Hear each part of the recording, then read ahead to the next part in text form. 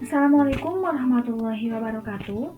Perkenalkan, nama saya Sabila Ramadhani. Di sini saya akan menjelaskan mengenai organizational transformation atau transformasi organisasi. Apa itu transformasi organisasi? Transformasi organisasi adalah proses perubahan yang menyeluruh dan fundamental dalam organisasi yang mencakup tujuan, strategi, struktur, proses, dan budaya organisasi. Transformasi organisasi biasanya dilakukan untuk menghadapi perubahan lingkungan eksternal seperti perubahan teknologi, perubahan regulasi, atau perubahan perilaku konsumen. Transformasi sendiri merupakan tindakan strategis yang membutuhkan investasi besar dengan resiko yang tinggi. Oleh karena itu, perubahan membutuhkan suatu model yang sudah teruji sebagai pedoman bagi organisasi di Indonesia untuk menjalankan transformasi. Transformasi organisasi dilakukan untuk menjadi perubahan yang berkelanjutan, inovatif, dan memiliki nilai tambah lebih tinggi. Ibarat lomba lari, transformasi adalah maraton yang membutuhkan daya tahan tinggi dan napas panjang. Dalam setiap waktu dan tahapan, harus bisa menampilkan kemajuan dan harus ada hasil jangka pendek atau quick win. Kesuksesan transformasi. Proses transformasi dalam perubahan akan dapat berjalan sukses apabila mengikuti tahapan-tahapan dalam piramida perubahan sukses. Berikut adalah piramida kesuksesan transformasi. Di tingkatan pertama ada vision atau visi, yaitu gambaran masa depan yang ingin dicapai oleh organisasi. Di tingkatan kedua ada mission atau misi, yaitu pernyataan yang digunakan sebagai cara untuk mengkomunikasikan tujuan dari suatu organisasi. Di tingkatan ketiga ada strategic objective atau tujuan strategis, yaitu hasil yang ingin dicapai oleh organisasi dalam jangka panjang. Di tingkatan keempat ada strategic atau rencana yang cermat untuk mencapai tujuan. Di tingkatan kelima ada key performance factors atau faktor-faktor kunci yang menentukan keberhasilan. Di tingkatan keenam ada standard excellence atau standar keunggulan, yaitu standar yang digunakan untuk mengukur kinerja organisasi.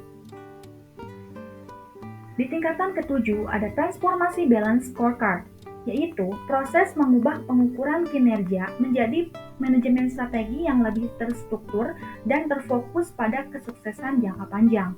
Di tingkatan ke-8 ada people atau anggota organisasi, sistem and organization atau sistem dan organisasi yang harus saling mendukung dan bersinergi untuk mencapai tujuan transformasi. Operations atau operasi yang bertanggung jawab untuk menghasilkan produk dan layanan yang memenuhi kebutuhan pelanggan. Customer atau pelanggan, finansial atau keuangan yang bertanggung jawab untuk mengelola sumber daya keuangan organisasi, termasuk pendapatan, pengeluaran, dan aset. Di tingkatan ke-9 ada measures atau pengukuran, yaitu proses mengukur kemajuan transformasi dan efektivitasnya. Strategi putar haluan.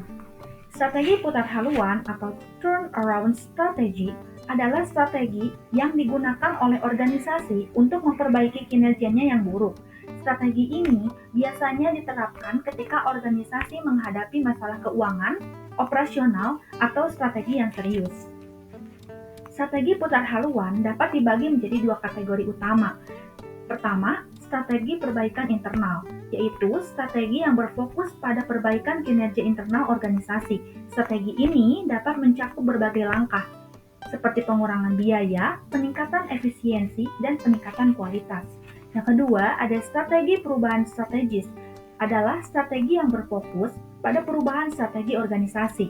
Strategi ini dapat mencakup berbagai langkah seperti restrukturisasi, ekspansi ke pasar baru, atau diversifikasi. Kesiapan untuk melakukan transformasi perubahan. Terdapat 7 aspek kesiapan terhadap perubahan, diantaranya persepsi terhadap kesiapan perubahan, pemahaman terhadap visi untuk perubahan, rasa saling percaya dan kerjasama, inisiatif perubahan, dukungan manajemen untuk perubahan, penerimaan terhadap perubahan, dan mengelola perubahan. Persepsi terhadap kesiapan perubahan adalah penilaian individu terhadap kemampuan mereka untuk beradaptasi dengan perubahan. Persepsi ini dapat dipengaruhi oleh berbagai faktor, termasuk pengalaman individu dengan perubahan sebelumnya, pemahaman mereka tentang perubahan yang akan datang, dan dukungan yang mereka terima dari organisasi mereka.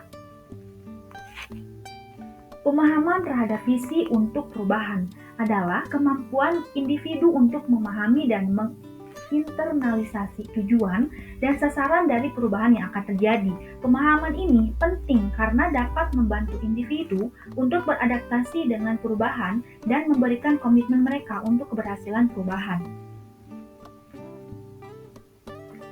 Rasa saling percaya dan kerjasama merupakan dua fondasi utama yang menopang keberhasilan dalam berbagai aspek kehidupan, termasuk dalam hubungan personal, tim kerja, dan bahkan komunitas yang lebih besar.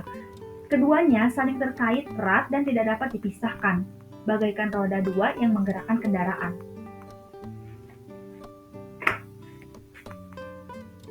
Inisiatif perubahan.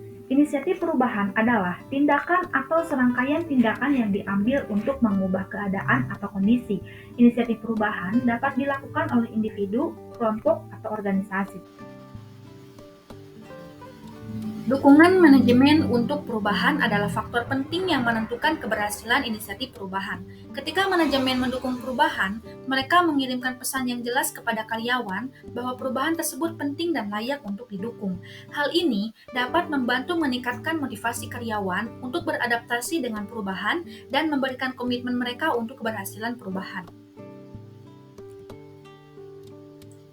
Penerimaan terhadap perubahan adalah sikap positif yang ditunjukkan oleh individu terhadap perubahan yang diajukan. Individu yang menerima perubahan akan lebih cenderung untuk beradaptasi dengan perubahan sehingga mengurangi kemungkinan adanya hambatan dan penolakan terhadap perubahan. Mengelola perubahan adalah proses yang dinamis dan berkelanjutan. Organisasi harus siap untuk melakukan penyesuaian jika diperlukan. Sekian dari saya. Terima kasih atas perhatiannya. Wassalamualaikum warahmatullahi wabarakatuh.